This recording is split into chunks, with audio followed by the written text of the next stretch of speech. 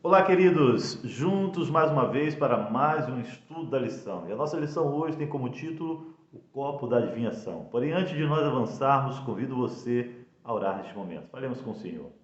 Querido Deus e Pai, nossa gratidão por mais este dia que nos concede, pelo privilégio de poder estudar a Tua Palavra. Conceda-nos, Senhor Deus, sabedoria, em nome do Senhor Jesus. Amém.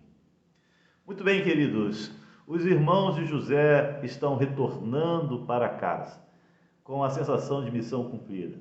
Estavam voltando com Benjamim, com os mantimentos, com Simeão, mas de repente algo acontece. Inesperadamente, o servo de José os alcança, acusando eles de furtarem um copo precioso, o copo da adivinhação de seu senhor.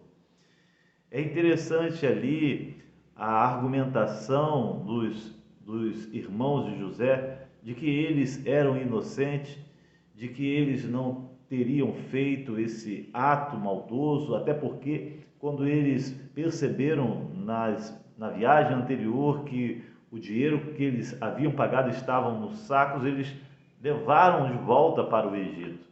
E ali é interessante que eles propõem que, se fosse achado o copo, que eles se tornassem escravos e que o culpado fosse morto. Olha que situação eles se colocaram.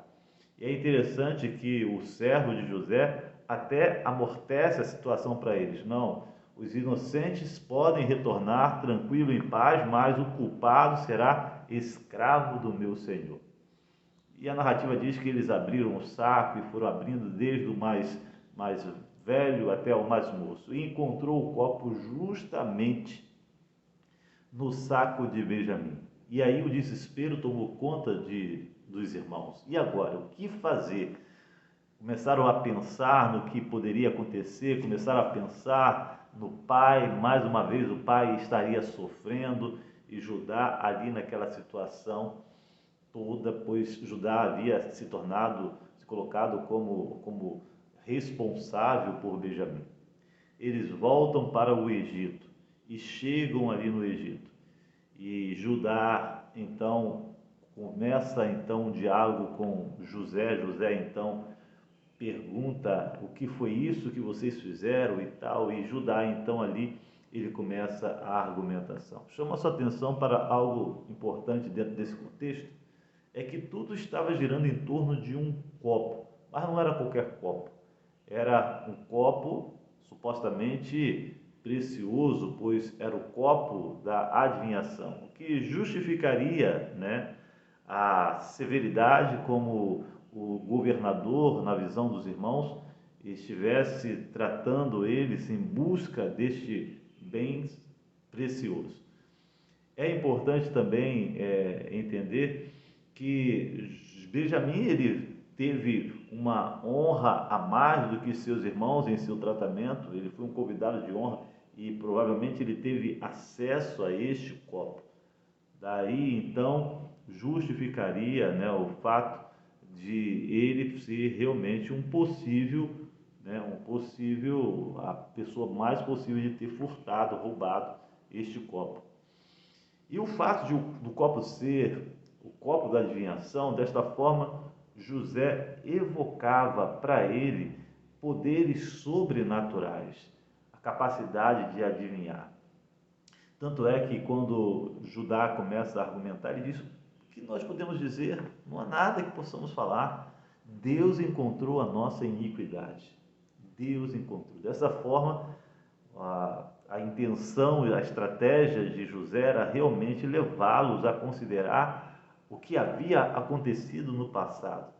José, com essa estratégia, colocou os irmãos dentro de uma situação que ligasse ao passado e eles pudessem vivenciar na pele, né, sentir na carne toda aquela situação que eles fizeram no passado, toda aquela maldade. Por isso que Judá disse: Deus encontrou a nossa maldade.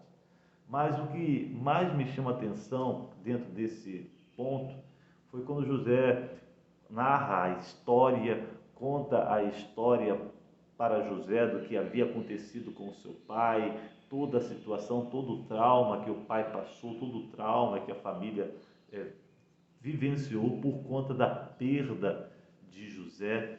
E vemos ali os irmãos de José também vivendo a mesma intenção de preocupação, de temor, de medo quanto ao bem-estar de Benjamim, quanto a restituir Benjamim ao pai. Toda aquela situação demonstra, né, uma mudança que ocorreu depois de 20 anos. Demonstra a união que havia agora entre eles, mais voltada para o bem. Eles haviam sido moldados com o tempo.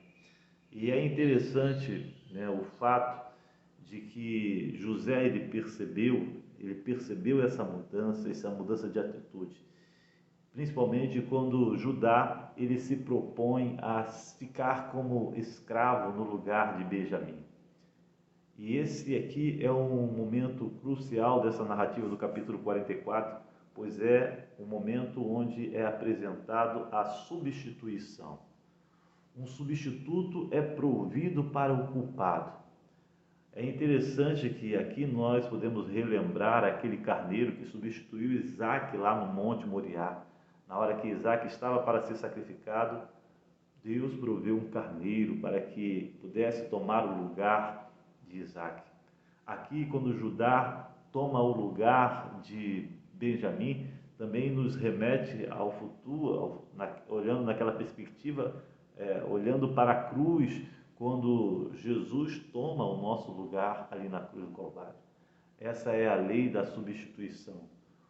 O inocente assume o lugar do culpado, e o culpado sai inocentado, o culpado sai ileso, o castigo é colocado sobre o inocente. É como diz Isaías 53, o castigo que nos traz a paz estava sobre ele, e Judá estava disposto a receber este castigo.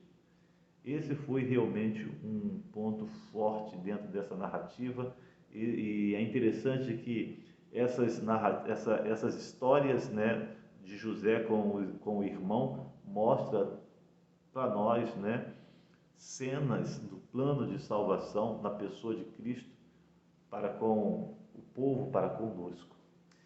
Que Deus te abençoe, um forte abraço e até a próxima.